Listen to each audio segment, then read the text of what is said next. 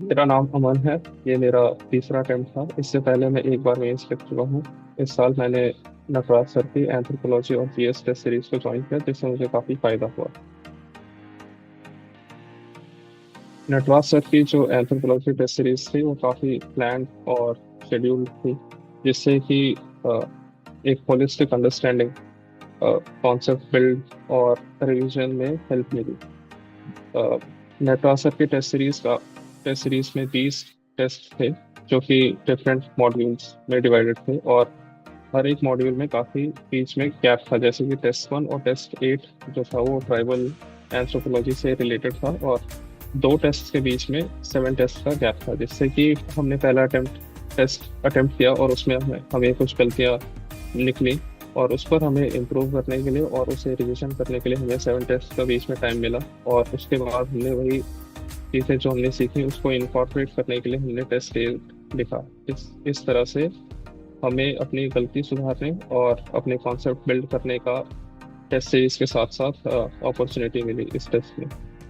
इसके साथ साथ जो नटराज सर के फीडबैक सेशन थे उसमें हमारा कंटेंट एनरिचमेंट भी हुआ। ये दूसरे टेस्ट सीरीज से इस तरह से अलग था, क्योंकि कई बार ऐसा होता है कि हम जब दूसरे टेस्ट सीरीज लिखते हैं तो हमारे पास एडिशनल कंटेंट नहीं आता है, क्योंकि वो एक कोई मॉडल आंसर नहीं देते हैं, जिसकी वजह से जो हमारे पास ऑलरेडी कंटेंट होता है हम उसे ही अगली बार टेस्ट में या एग्जाम में लिखते हैं। पर नटराज सर की टेस्ट सीरीज में उन्होंने हमें वैल्यू एडिशन दिया, जिससे कि हमारा सब्जेक्ट की अंडरस्टैंडिंग और उस क्वेश्चन में डेप्थ बढ़ी। तो इससे हमारा जो एंथ्रोपोलॉजी के कॉन्सेप्ट और फाउंडेशन हर टेस्ट के साथ बेहतर होते गए। नटराज सर के टेस्ट सीरीज में हमें वैल्यू एडिशन यानी कि कंटेंट, अपने आंसर्स में एडिशनल कंटेंट जो हमें लिखना था वो मिला, और इसके साथ साथ अपने आंसर्स को स्ट्रक्चर्स आंसर्स के स्ट्रक्चर्स को इम्प्रूव करने के लिए भी सजेशंस नटराज सर ने हमें दिए। जैसे कि सोशल लिंग्विस्टिक्स एक कॉन्सेप्ट है एंथ्रोपोलॉजी में, उसमें एक डायमेंशन आता है कि लैंग्वेज भी हमारे सोशल स्टैंडिंग में फर्क डालते हैं। तो ये एक कॉन्सेप्ट है जिसको किसी एक ऑथर ने दिया है, जिसका नाम है पियरे बोर्दियो। और इसका एक एग्जांपल है जैसे रिसीट प्रोनाउंसिएशन, जो कि ब्रिटेन में बोली जाती है।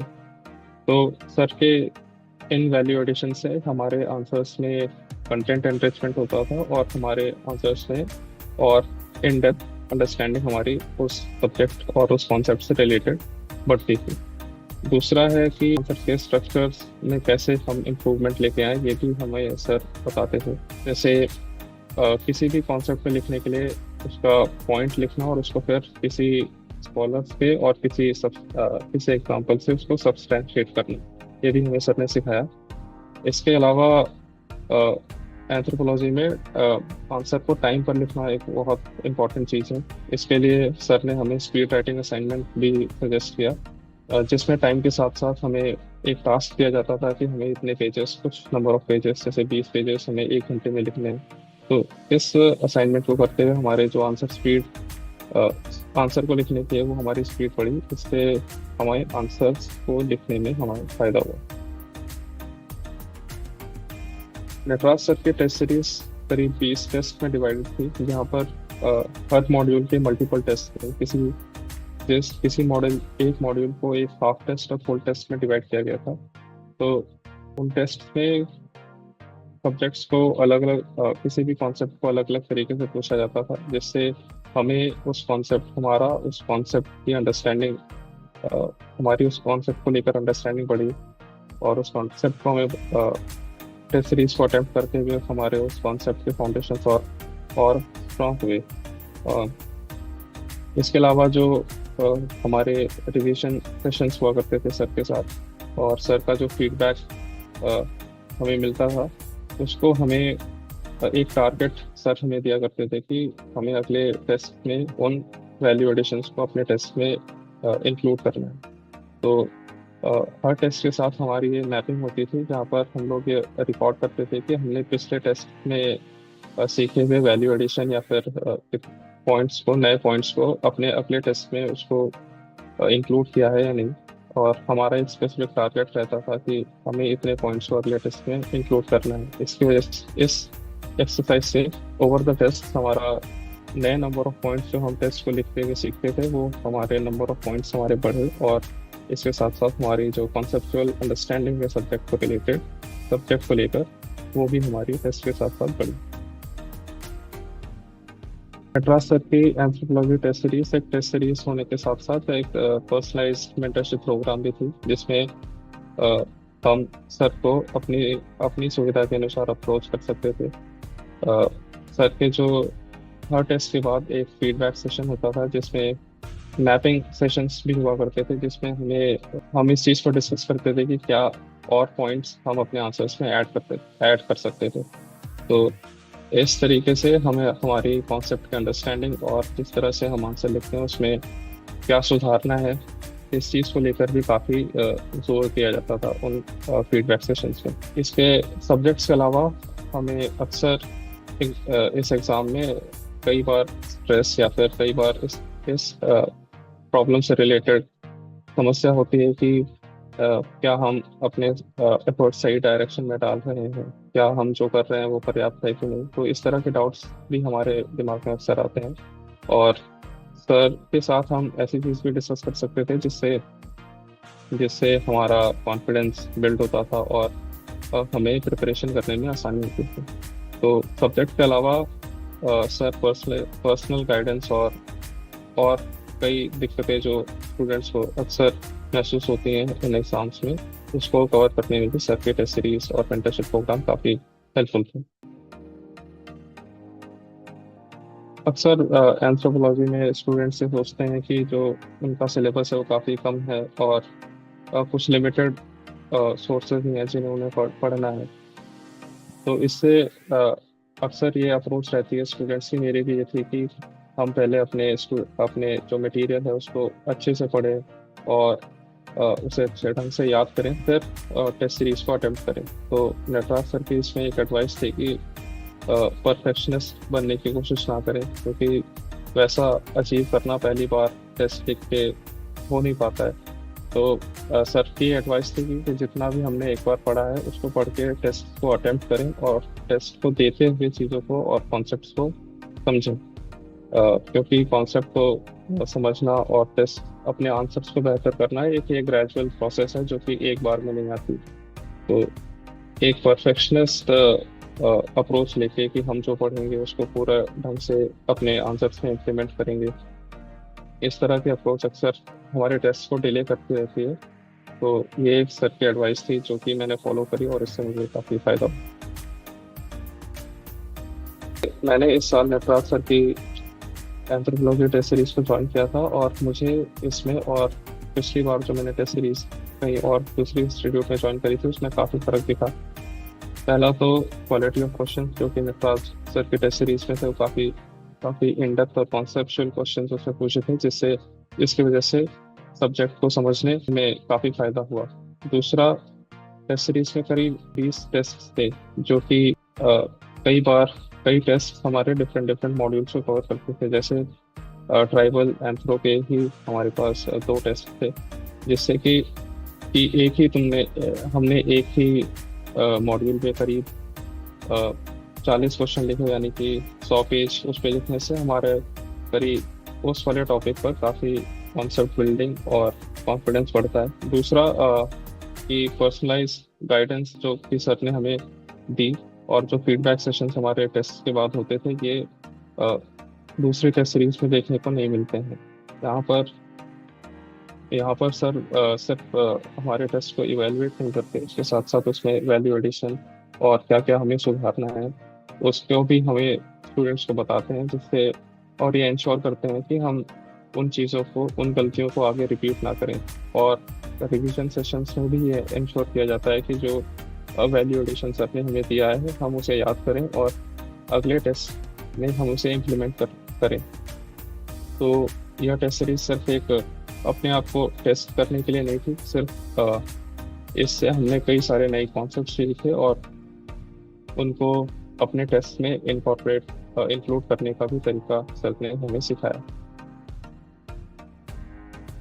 टेस्ट सीरीज में जो क्वेश्चन पूछे जाते थे वो काफ़ी इन डेप्थ क्वेश्चंस और कॉन्सेप्ट का टेस्ट करने वाले क्वेश्चंस होते थे। इन क्वेश्चंस को अटेम्प्ट करते हुए हमने कई कॉन्सेप्ट्स को समझने में हमारी हेल्प हुई। और इन्हीं कॉन्सेप्ट्स को लेकर हमें मल्टीपल टेस्ट को अटेम्प्ट करने पर हमें उस सब्जेक्ट में कॉन्फिडेंस आया।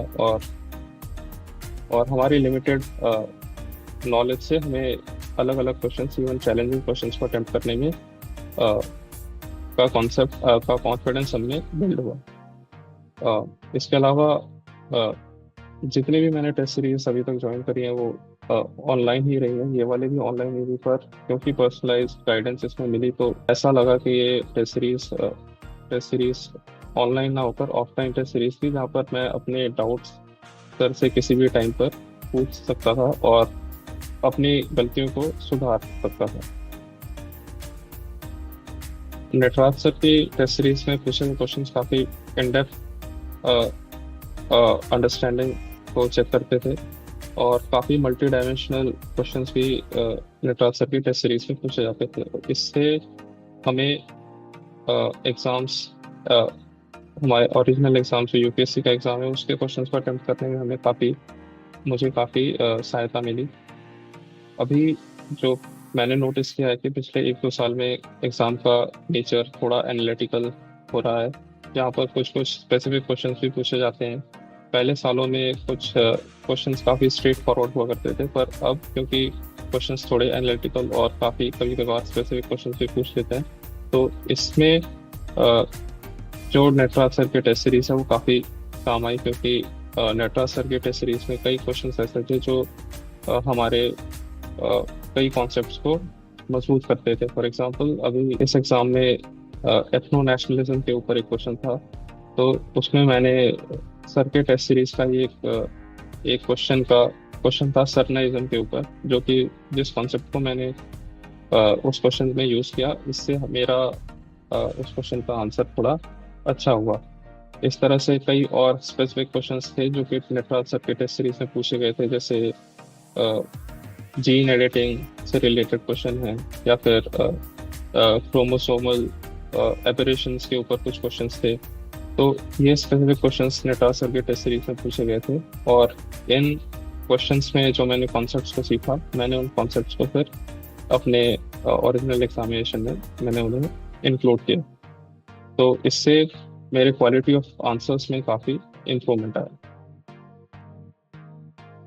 मैं यही सुझाव दूंगा कि सर के बनाए हुए शेड्यूल को स्टिक करें और जो प्लान सर ने बनाया है उसको, अपने टेस्ट्स को भी उस प्लान के हिसाब से ही देने की कोशिश करें। अक्सर ऐसा होता है कि बच्चे सारे टेस्ट लास्ट में अटेम्प्ट करते हैं। ऐसे करने से स्टूडेंट्स को ये नुकसान होता है, क्योंकि जो फीडबैक और जो वैल्यू एडिशन टेस्ट में सर के द्वारा किया जाता है, एक साथ लास्ट में उसको याद करना और उसको फिर इम्प्लीमेंट करने की प्रैक्टिस करना, ये लास्ट में पॉसिबल नहीं है। इसीलिए ये इम्पोर्टेंट है कि स्टूडेंट्स अपने प्लान को स्टिक करें और जो शेड्यूल सर ने तय किया है उस हिसाब से अपने टेस्ट को दें। दूसरा चीज़ है कि हमें हमारे ऑप्शनल, जो कि एंथ्रोपोलॉजी ऑप्शनल है, उसको लगातार पढ़ने और रिवाइज करने की ज़रूरत रहती है। तो इसीलिए हमें जीएस और एंथ्रो में बैलेंस बना के शुरू से ही चलना है। लगभग सर ने ऐसा सुझाव दिया था कि रोज ही हमें कुछ टाइम अपना जीएस के लिए और कुछ टाइम अपना एंथ्रोपोलॉजी के लिए निकालना है, और रोज ही हमें एंथ्रोपोलॉजी को कुछ ना कुछ करके पढ़ना है। तो ये भी मैं अपना सुझाव दोस्तों को दूंगा कि कुछ टाइम वो एंथ्रोपोलॉजी के लिए ज़रूर निकालें। मैंने इस साल नटराज सर की एंथ्रोपोलॉजी टेस्ट सीरीज को ज्वाइन किया था और इससे मुझे काफ़ी फ़ायदा हुआ। पिछले साल के मुकाबले इस साल मेरी कॉन्सेप्चुअल अंडरस्टैंडिंग और टेस्ट देने का कॉन्फिडेंस बढ़ा था, क्योंकि मैंने इस टेस्ट सीरीज को ज्वाइन करके काफ़ी टेस्ट को लिखा और उससे अपनी कमियों पे सुधार किया। मैं भी ये सजेस्ट करूँगा, रिकमेंड करूँगा कि जो भी टेस्ट सीरीज एंथ्रोपोलॉजी की टेस्ट सीरीज को लेना चाहता हो वो नटराज सर के एंथ्रोपोलॉजी टेस्ट सीरीज और मेंटरशिप प्रोग्राम को ज्वाइन कर सकता है और उससे बेनिफिट कर सकता है।